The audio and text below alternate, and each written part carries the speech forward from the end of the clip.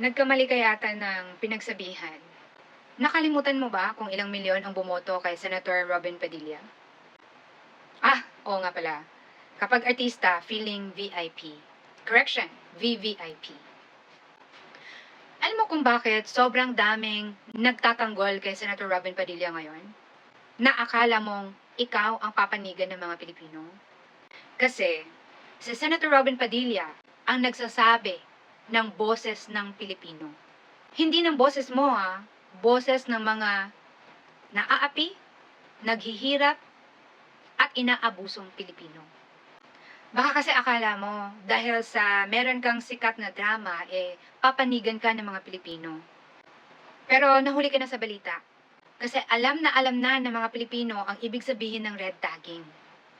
By the way, hindi ka matatag na red kung wala ka talagang kaugnayan sa red. Alam mo ba kung ano ang isinusulong ni Senator Robin Padilla? Federalismo. Yan ang gusto ng mga Pilipino. Kasi sobra na ang paghihirap ng mga tao sa Mindanao, sa Visayas, na hindi nararamdaman ng mga taong nasa Manila tulad mo. Sa konting charity program ba, akala mo, maiintindihan mo na kung ano ba talaga ang kailangan ng mga mahihirap na mga kababayan natin? Sinusuportahan ni Senator Robin Padilla si former President Rodrigo Duterte kasi totoo ang kanyang pakikipaglaban sa mga komunista at droga. Kaya nga 'di ba, maraming komunidad sa panahon ni FPRRD ang drug-free and insurgency-free. How about ngayon? Hindi mo ba nababalitaan? Maya't maya may patayan.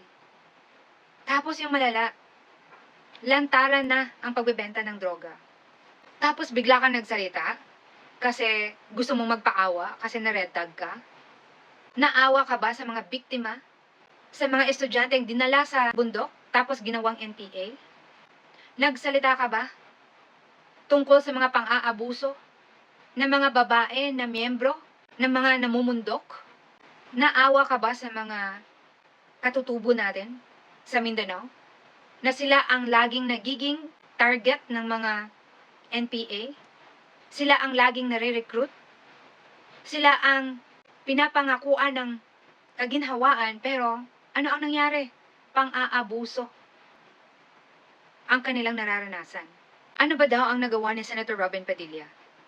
The fact na siya ang boses ng mga Pilipino sa Senado. Sinasabi niya kung ano yung nasa isip at puso ng mga Pilipino. Malaking bagay na yan. Kasi at last, may senador na naiintindihan kung ano yung nararamdaman ng mga pobreng Pilipino. Kung ako sa'yo, hindi ka na lang sana nagsalita. Kasi naglaylaw na sana online tungkol sa'yo, kung saan meron kang kaugnayan sa mga pula. Hindi ka na sana napag-usapan, pero heto ka na naman. Lumabas ka na naman. Bida-bida ka na naman. Bago mo punahin si Senator Robin Padilla, punahin mo muna si Kiko Pangilinan. Di ba inendorso mo siya? Imposible namang hindi mo narinig o nabalitaan yung pamamaril ng mga menor de edad sa loob ng eskwelahan. Dito pa lang, wala ka na sa mapa ng Pilipinas. Lutang na lutang ka na hindi mo alam kung ano talaga ang totoong problema ng bansa natin. Or, oo nga pala, VVIP ka. Sarili mo lang, yung nakikita mo, yung concern mo lang ang gusto mong malaman ng Pilipino, hindi yung problema ng buong bansa.